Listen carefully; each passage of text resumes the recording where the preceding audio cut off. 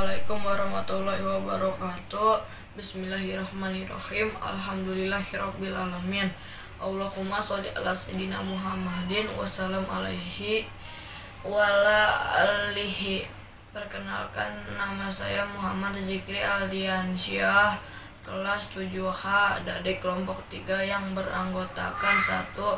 Nadira Haura, 2. Medina, 3. Muhammad Zikri Aldiansyah, yaitu saya sendiri. 4.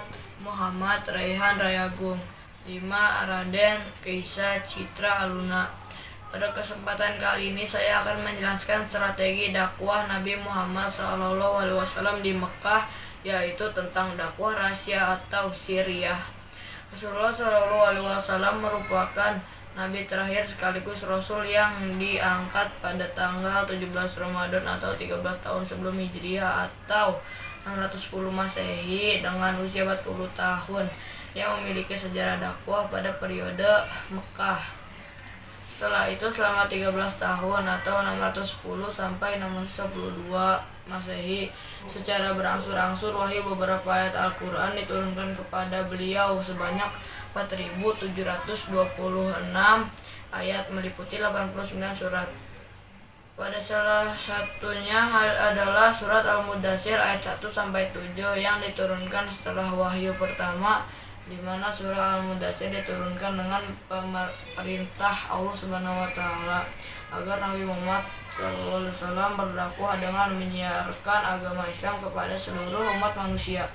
Sedangkan isi ajaran yang disampaikan oleh Rasulullah SAW awal kenabiannya adalah tentang keesaan Allah Subhanahu wa taala, hari kiamat sebagai hari pembalasan kesucian jiwa dan persaudaraan dan persatuan.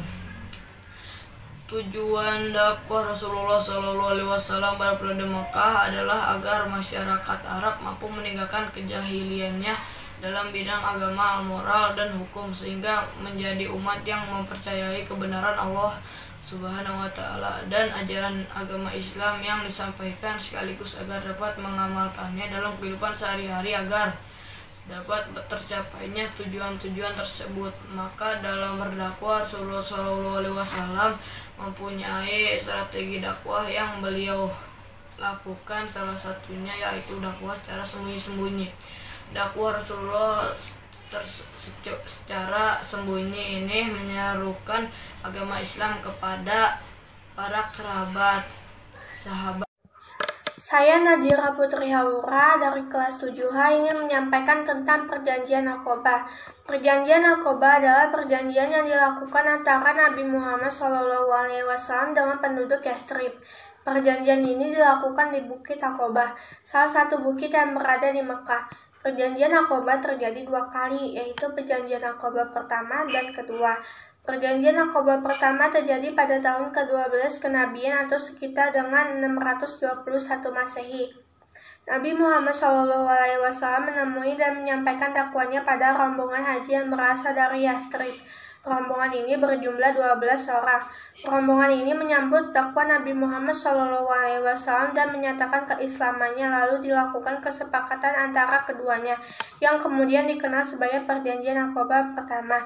Isi Perjanjian Aqobah pertama yaitu: 1. Kami tidak akan menyekutukan Allah. Yang kedua, kami tidak akan mencuri. Yang ketiga, kami tidak akan berzina. Yang keempat, kami tidak akan membunuh anak-anak kami. Yang kelima, kami tidak akan memfitnah dan menghasut. Dan yang keenam, kami tidak akan mendurhakai Nabi Muhammad SAW. Perjanjian Aqobah kedua terjadi pada tahun ke-13 kenabian atau sekitar dengan 622 Masehi. Rombongan haji yang berasal dari Yathrib berjumlah 73 orang menemui Nabi Muhammad SAW. Mereka menyampaikan permohonan agar Nabi Muhammad SAW bersedia datang ke kota Yathrib dan menyampaikan dakwahnya. Kemudian dilakukan kesepakatan antara kedua yang dilakukan di Bukit Aqobah. Perjanjian ini dikenal dengan nama Perjanjian Aqobah kedua. Isi Perjanjian Aqobah kedua adalah siap dan bersedia melindungi Nabi Muhammad SAW, ikut berjuang dan membela Islam dengan harta dan jiwa, ikut memajukan agama Islam dan menyiapkan kepada sanak saudara, siap menerima segala resiko dan tantangan. Perkenalkan, nama saya Medina Hidayat, saya dari kelas 7H. Saya akan bercerita tentang berdakwah secara terang-terangan. Nabi Muhammad SAW mulai berdakwah secara diam-diam. Dia mengajak para sahabat terdekat dan istrinya Khadijah. Sampai suatu ketika Allah menurunkan ayat untuk mengumumkan dakwah secara terbuka. Imam Ibnu Qayyim al-Jauziyah menjelaskan dalam bukunya Kelengkapan Tarik Rasulullah. Sejak itu Rasulullah mulai berdakwah secara terbuka. Tentu saja dia menemukan segelintir tantangan. Dia harus rela dimusuhi oleh kaumnya. Mereka semakin keras dalam menyakiti Rasulullah dan umat Islam. Namun melalui dakwah terbuka ini, satu persatu orang mulai menjadi mualaf. Mereka semakin banyak orang melihat kenyataan tersebut. Mereka mulai berani mencela agama Islam dan mengancam Allah. Mereka juga semakin gencar melancarkan teror dan permusuhan terhadap Rasulullah dan para sahabatnya. Akan tetapi Allah melindungi Rasulullah melalui jasa pamannya, Abu Thalib, karena dia adalah seorang bangsawan yang sangat dihormati di tengah kaum Quraisy. Akibatnya penduduk Mekah tidak ada yang berani terang-terangan menyakiti dia. Beberapa sahabatnya yang memiliki keluarga, mereka akan dilindungi dari teror warga Quraisy. Sayangnya tidak semua sahabat Nabi memiliki keluarga. Pada akhirnya mereka menjadi sasaran teror dan disiksa kaum Quraisy. Di antaranya adalah Ammar bin Yasir dan ibunya Samiyah. Mereka disiksa karena tetap beriman kepada Allah. Setiap kali mereka melewati orang-orang Quraisy, mereka disiksa dengan kejam. Menanggapi itu, Rasulullah menghibur dan mengatakan, Bersabarlah wahai keluarga Yasir, karena sesungguhnya yang dijanjikan kepada kalian adalah surga. Selain Yasir, ada pula Bilal bin Rabah. Dia juga disiksa dengan sangat kejam karena tetap beriman kepada Allah.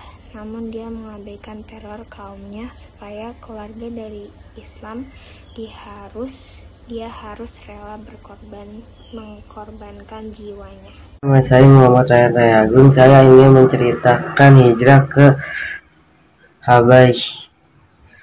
Wakil dari penilaian dua tanah suci, Abdullah bin Abdul Aziz Ali Saud telah menceritakan sebagian kesulitan yang dialami Nabi Muhammad SAW beserta pengikutnya.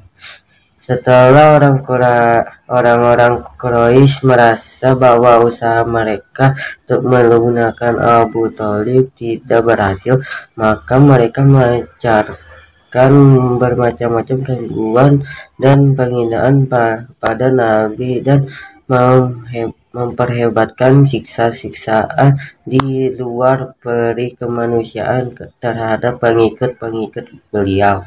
Akhirnya Nabi tidak tahan melihat penderitaan sahabat-sahabatnya itu, lalu menganjurkan kepada mereka agar hijrah ke Habasyah yang rakyatnya menganut agama Kristen, dan Rasul mengetahui bahwa Raja Habasyah yaitu Najasyi dikenal adil. Maka berangkatlah rombongan pertama terdiri dari 10 orang laki-laki dan 4 orang perempuan. Kemudian disusul oleh rombongan yang lain, hingga mencapai hampir ratusan orang, di antaranya Utsman bin Affan beserta istrinya beliau, Ruqayyah putri Zum bin Awam, Abdurrahman bin Auf, Ja'far bin Abu Thalib, dan lain-lain. Peristiwa tersebut terjadi pada tahun kelima sesudah Nabi Muhammad menjadi Rasul. Setibanya di negeri Habasyah, mereka mendapatkan penerimaan dan perlindungan yang baik dari raja. Sikap baik yang ditunjukkan Raja Najasyi membawa gelisah para orang Quraisy karena mereka mengutus Amr bin As dan Abdullah bin Rabi'ah yang memintanya agar mengembalikan orang-orang Mekah yang hijrah itu dan permintaannya ditolak raja. Demikian hasil kerjasama kelompok kami atau kelompok 3. Kami ucapkan terima kasih. Wabillahi taufiq wal hidayah. Wassalamualaikum warahmatullahi wabarakatuh.